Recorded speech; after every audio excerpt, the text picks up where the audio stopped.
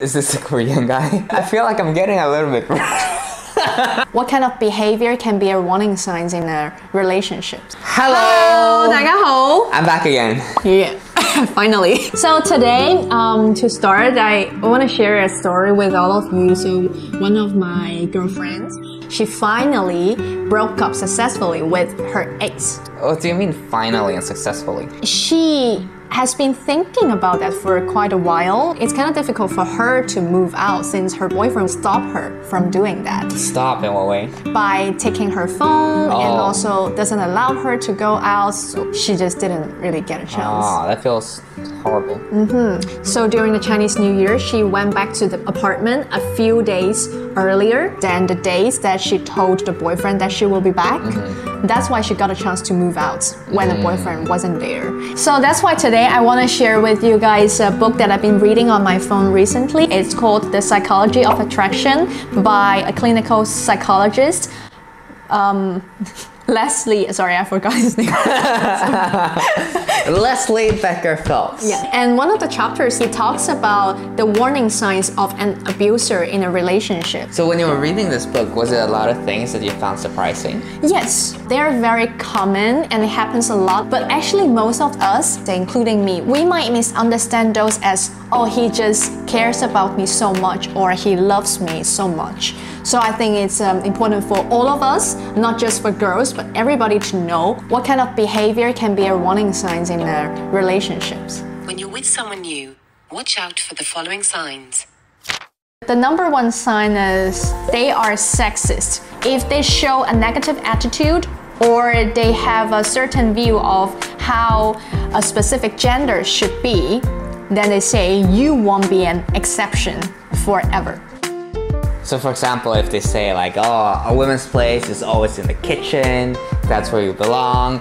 So if you're a man, you should do certain things. Yeah, and I have a funny story. A few years ago, I dated a guy and he invited me to his place for lunch one day. After lunch, he tried so hard to hint me that women in our country, they should do housework and that's their role. How did it feel when he said that? So the thing for me is I normally need a pair of gloves when I wash dishes. Then I try to find if he has it at home, but then he didn't. So the second time when I went again, he bought a huge package of gloves. Is this a Korean guy? Yeah, don't accept that kind of behavior. So I think it's nothing that a gender should be doing. Every family have kind of their own needs. So. Oh, but recently you've been working from home quite a lot and you're the one who cooks a lot. Oh, How yeah. do you feel about it? Yeah, because I mean, you like the things I'm cooking and I'm cooking very healthy and tasty at the same time. And then I kind of vary the type of cuisine. So sometimes it's Korean, sometimes it's Chinese fusion. He starts showing. I'm very proud of it. Please say I'm good. You're very good. Thank you. Perfect. I actually encourage him to start a channel about cooking. But I don't know if people are gonna watch it. He's asking. So I think you just do what you're good at. Oh, or I feel like I'm getting a little bit.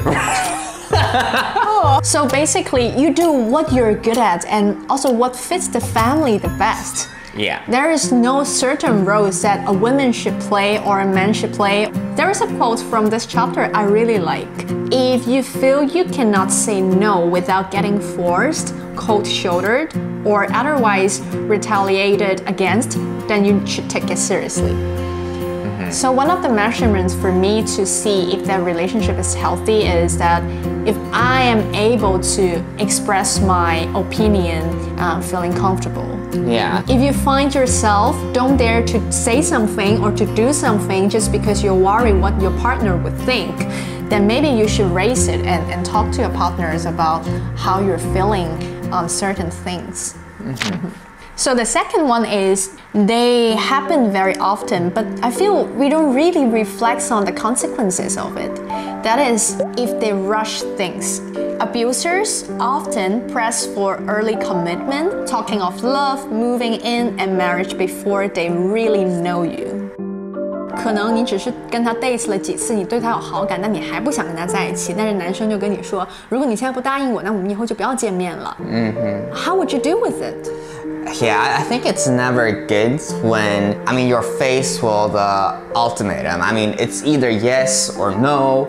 It's either you're with me or you're against me. It's never good. They may be more in love with the fantasy than the real you and may turn nasty if you deviate from that fantasy. So they're more in love with the perfect picture rather than the person.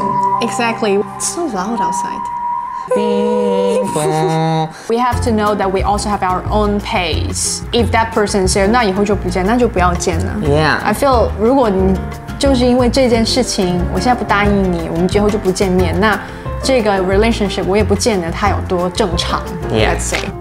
Whatever anyone says, you deserve respect, consideration, safety, and a full say in your relationships. I feel this is such a beautiful quote, and I think everybody, whenever you're in a relationships, you should always remember this. So the last sign, they are controlling or possessive. For example, do they have an image they insist you live up to, or do you get to say no? So I know some girlfriends of mine, their boyfriend have very strong opinions on how they dress, how they look. And I understand that because everyone has their beauty standard, but some people, they do it in a very extreme way. For example, the guy will throw away the clothes that he doesn't like and just tell the girl, you look so ugly in this. And it just makes the girl feel so bad and she feels like very 不好意思 to put on that clothes. I think this is a very unhealthy way to give suggestion.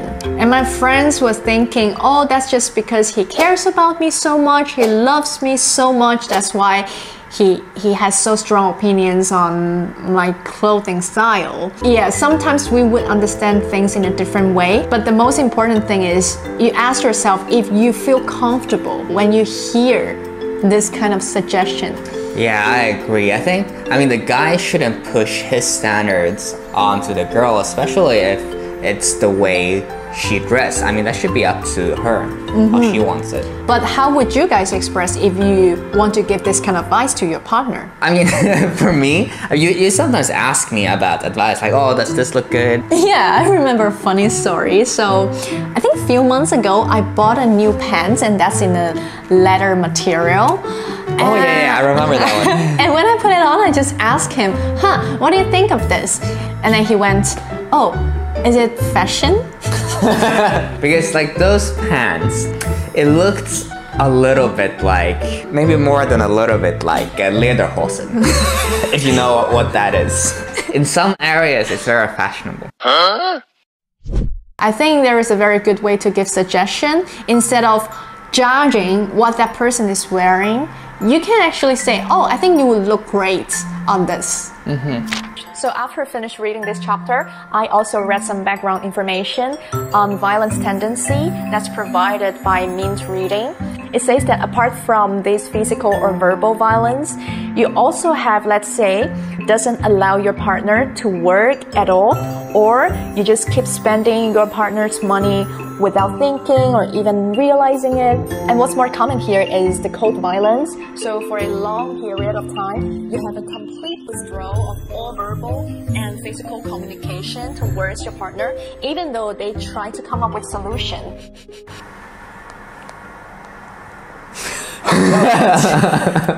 Okay, so to summarize.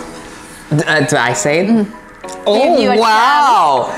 So, I'm a little bit nervous now. Just to summarize, the first one being sexist, the second one to rush things, and third one being controlling or possessive. So things just to summarize those two is just being aware of those warning signs, but at the same time, not overanalyze them. But awareness is important. Both for yourself, but also for your friends and family around you. Trust your gut feeling. Yeah, gut feeling is gold. And respect yourself. And for those who are watching this video, I highly recommend you to read this book, especially if you're struggling with relationships or you have some doubts on it. And with books, I always like to read the original version. I find Mint Reading so helpful because if you just double click on a certain vocab that you don't really know the meaning, it helps you to translate. And you can also add to your own dictionary to review it later. And apart from the background information that's related to the chapter, they also have a list list on how the same word can have different meaning in different contexts. As you scroll down, they also have some explanations of phrases that are a bit more advanced and commonly used. 所以后面整个讲义的设计呢，它不仅仅是提供了关于这个章节一些知识点的拓宽，它还帮我梳理了一些生词或者短语，能够告诉我，究竟 native speaker 他们会怎么用的。那这样英语学起来就不是真的很生硬的去背一个单词，或者说背一句短语。又或者在阅读的时候，如果你有个地方你特别想要记笔记，你就能够直接在上面记下来你当时的想法。We hope you enjoyed this episode, and if you have anything that you also want us to discuss, you can leave a comment below. Or you can say that you don't want me in the future. That's also fine. Okay, thank you. Bye bye. Bye bye. Oh no! If you like this video, please like and 三连 and yeah, subscribe. Thank you. Thank you. Bye bye. Bye bye.